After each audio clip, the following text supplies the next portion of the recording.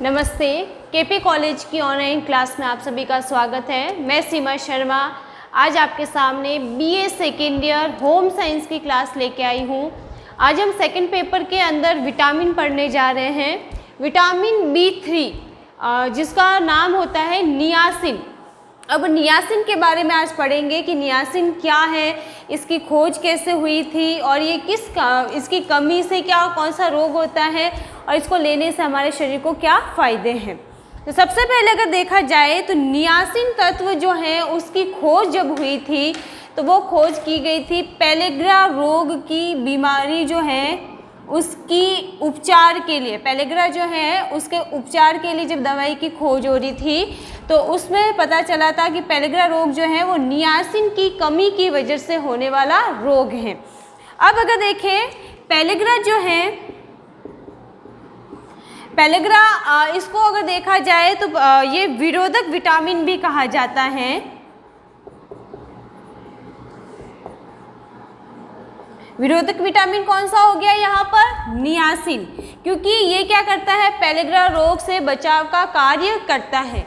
अब पेलेग्रा शब्द को दो भागों में बांटा गया है, पहला है पेले और दूसरा है आग्रा। अब इसको अगर हम डिवाइड कर दें, पेले प्लस आग्रा, ये जो दो शब्द हैं उन दोनों शब्दों को मिलाने से इसकी उत्पत्ति हुई है। पहले जो शब्द है वो इटली भाषा का एक शब्द है। ये कहाँ से लिया गया है? इटली भाषा, जिसका अर्थ होता है, पहले का मतलब होता है अगर देखा जाए तो वो है भद्दा, यानी कि खुरदुरा जो है, भद्दा सा है, देखने में जो बिल्कुल भी अच्छा ना लगे। और आगरा जो शब्द है इसका अर्थ निकलता है त्वचा, यानी कि अब जो पेलेग्रा बीमारी है वो क्या हो गई? भद्दी खुरदुरी त्वचा जो दिखाई देती है।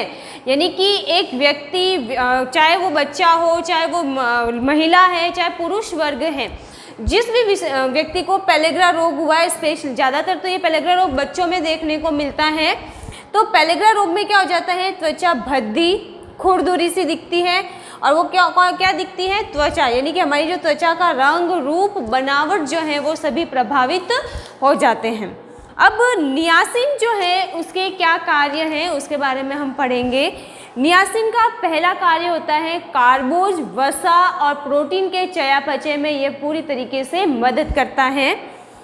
नाड़ी संस्थान को स्वस्थ बनाए रखता है, यानी कि जो ये हमारे नाड़ी संस्थान है उसको स्वस्थ रखेगा, ताकि उसमें क्या हो जाएगा, हमारे जो व्यवहार है, हमारा जो क्रोध है, हमारा जो जितने भी संवेग वगैरह आ रहे हैं, क्रोध भी एक संवेग है, आलस्य, सुस्ती वगैरह, इन सभी चीज़ों को हटाता है और अच्छे जो अनुभव होते हैं वो सभी दिखाने में ये सक्षम होता है। शारीरिक वृद्धि में सहायक है। नियासिन क्या करता है? शरीर की वृद्धि और विकास में सहायक होता है, जो कि हमारे शारीरिक लंबाई और चौड़ाई दोनों ही बढ़वार में सहायता देता है। आँखों को स्वस्थ बनाए रखने में, यानी कि हमारी दृष्टि क्षमता को सामान्य बनाए रखने में महत्वपूर्ण भूमिका निभाता है।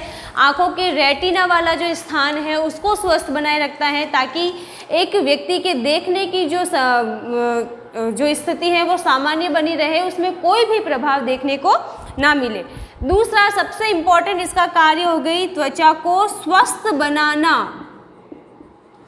बिना नियासिन के क्या हो जाएगी? त्वचा बेजान हो जाएगी, खुरदुरी हो जाएगी। और नियासिन लेने से त्वचा कैसी हो जाएगी? एकदम स्वस्थ होगी, निखरी हुई रहेगी, कांति युक्त रहेगी, चमक दिखाई देगी, अच्छे से उसमें से जितने भी हानिकारक पदार्थ हैं उनका बराबर मात्रा में सही से बाहर निष्कासन होता रहेगा। त्वचा जो है वो एकदम दिखने में सुंदर दिखाई देती है। फिर आ जाता है नियासिन की कमी से होने वाला जो रोग है। तो नियासिन अगर भोजन में काफ़ी लंबे समय से ना लिया जाए तो उसके कई लक्षण प्रकट होने लगते हैं, और पेलेग्रा को 3DS रोग भी कहा गया है। यानी कि अगर पेलेग्रा रोग हो जाता है, पेलेग्रा रोग का एक और नाम है जिसको कहा जाता है 3DS।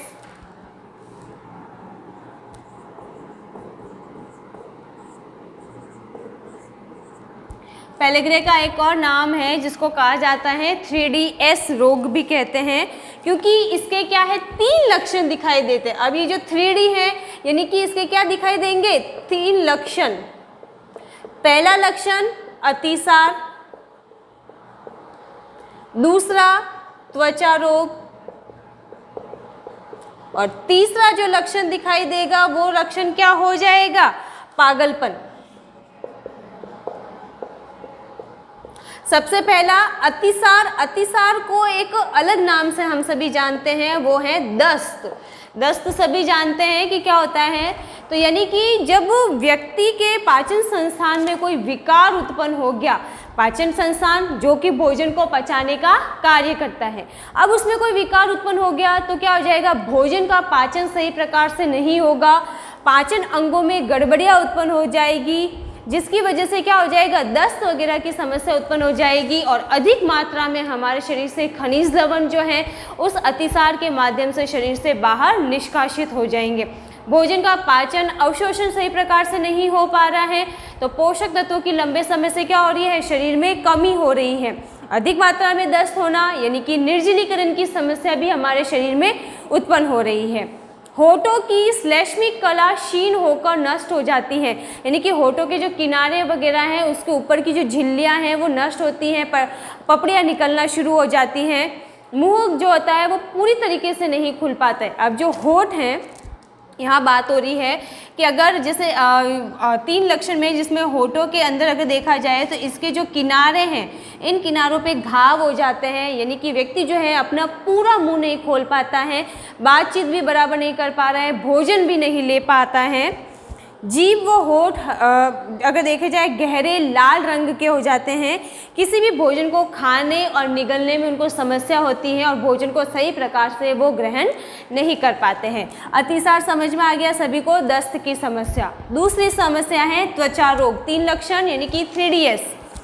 त्वचा रोग, नियासिन के अभाव से त्वचा क्या हो जाएगी, एकदम देखने को जाए तो त्वचा रूखी सूखी बेजान लगेगी। शरीर के वे भाग जो खुले रहते हैं वो प्रकाश के जो सीधा संपर्क में आते हैं वो ज़्यादा प्रभावित रहेंगे, लाल रंग के निशान दिखाई देंगे, दाने निकलने शुरू हो जाएंगे, त्वचा खुरदुरी हो जाएगी, लाल हो जाएगी, खुजली आना शुरू हो जाएगी, जिसकी वजह से त्वचा पर और अधिक घाव देखने को मिलेंगे। पपड़ी पड़ने लगती हैं, छोटे छोटे दाने आ जाते हैं और इनमें क्या हो जाते हैं, और ज़्यादा खुजाने, ज़्यादा खुजली चलने से और प्रकाश के संपर्क में आने से घाव जो है वो ज़्यादा गहरे हो जाते हैं। तीसरी जो इसका लक्षण है वो क्या है, पागलपन। मानसिक विक्षिप्तता क्या है, पेलेग्रे का एक सबसे गंभीर लक्षण है, यानी कि दिमाग पर इसका सीधा असर पड़ता है, और दिमागी तौर पे असर पड़ने से क्या हो गया कि पागलपन जैसे लक्षण दृष्टिगोचर होते हैं, व्यक्ति की समझ में कमी आ जाती है, वो छोटे बच्चों जैसी हरकतें करने लगता है, नाड़ी संस्थान में विकृतियाँ उत्पन्न हो जाती हैं। नाड़ी संस्थान यानी कि उसके जो भी संवेग वगैरह है, उसके शरीर का जो कंट्रोल है वो सही प्रकार से नहीं आ रहा है, अलग अलग संवेग बार बार उभर के आने लग जाते हैं। रोगी जो है ज़्यादातर तनावग्रस्त दिखता है, टेंशन की स्थिति में दिखता है, उसके सोचने समझने याद रखने की जो शक्ति है वो कम हो जाती है, क्षीण हो जाती है या नष्ट हो जाती हैं। बेहोशी के दौरे पड़ने लगते हैं। रोगी द्वारा अनैच्छिक मलमूत्र का भी विसर्जन हो जाता है। अनैच्छिक शब्द है एक, अनैच्छिक मतलब इच्छा के विरुद्ध,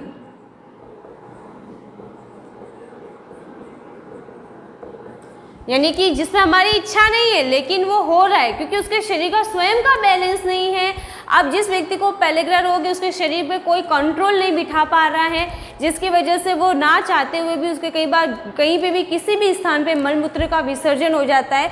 जैसा आपने देखा होगा 2 साल तक के बच्चे कभी भी कहीं पे भी बाथरूम वगैरह चले जाते हैं, टॉयलेट वगैरह कर लेते हैं, सेम वही लक्षण जो रहते हैं एक पेलेग्रा से ग्रसित व्यक्ति में देखने को मिलते हैं। तो हमने पढ़ा पेलेग्रा 3DS। 3DS रोग क्यों कहा गया, क्योंकि इसमें 3 लक्षण दिखते हैं, अतिसार, त्वचा रोग और पागलपन। अतिसार यानी कि दस्त की स्थिति उत्पन्न हो जाती है, निर्जलीकरण की स्थिति उत्पन्न हो गई, खनिज लवणों का बहाव हो गया, होठों के किनारे वगैरह फटने लग गए, मुंह नहीं खोल पा रहे हैं, भोजन नहीं कर पा रहे हैं, त्वचा रूखी सूखी बेजान हो गई, दाने निकलने लगे, पपड़ी बनने लगी, खुजली चलने लगी और त्वचा पर गहरे घाव बन गए। पागलपन यानी कि मानसिक रूप से उसके सोचने समझने की क्षमता क्षीण हो गई, नष्ट हो गई, उसके शरीर पर कोई भी कंट्रोल नहीं रहता है, वो उसको कभी भी दौरे आ जाते हैं, बच्चे जैसा व्यवहार करने लगता है, साथ ही उसको शरीर पे कंट्रोल ना होने की वजह से मलमूत्र का निष्कासन कहीं पर भी हो जाता है। उसके बाद आता है कि नियासिन हमें प्राप्त कहाँ से होता है, कहाँ से इसकी प्राप्ति हुई। नियासिन के लिए जैसे कि सबसे अच्छा स्रोत है सूखा खमीर, खमीर युक्त भोज्य पदार्थ ले लिया जाए या सूखा खमीर ले लिया जाए तो भी इसकी प्राप्ति हो जाती है। उसके अलावा यकृत है, मूंगफली है, साबुत अनाज, साबुत अनाज यानी कि पूरा गेहूँ है, पूरी दालें हैं, साबुत दालें यानी कि जैसे मूंग, पूरा मूंग है, चना है, इस तरह के जो दालें वगैरह हैं वो पूरे साबुत रूप में यानी कि टुकड़े में ना लेके उसका पूरा जो कण होता है वो पूरा लिया जाता है। मांस, मछली, दूध, अंडा और कुछ सब्जियों में भी जो होता है नियासिन पाया जाता है। तो आज हमने पढ़ा कि विटामिन B3 यानी नियासिन के बारे में। नियासिन पेलेग्रा विरोधक विटामिन कहा गया, 3DS के नाम से भी जाना जाता है। इसकी कमी के बारे में पढ़ा हमने और इसकी प्राप्ति स्रोतों के बारे में पढ़ा। आज का हमारा चैप्टर यहीं खत्म होता है। बहुत जल्द मिलेंगे एक नए चैप्टर के साथ, तब तक के लिए सभी को गुड बाय।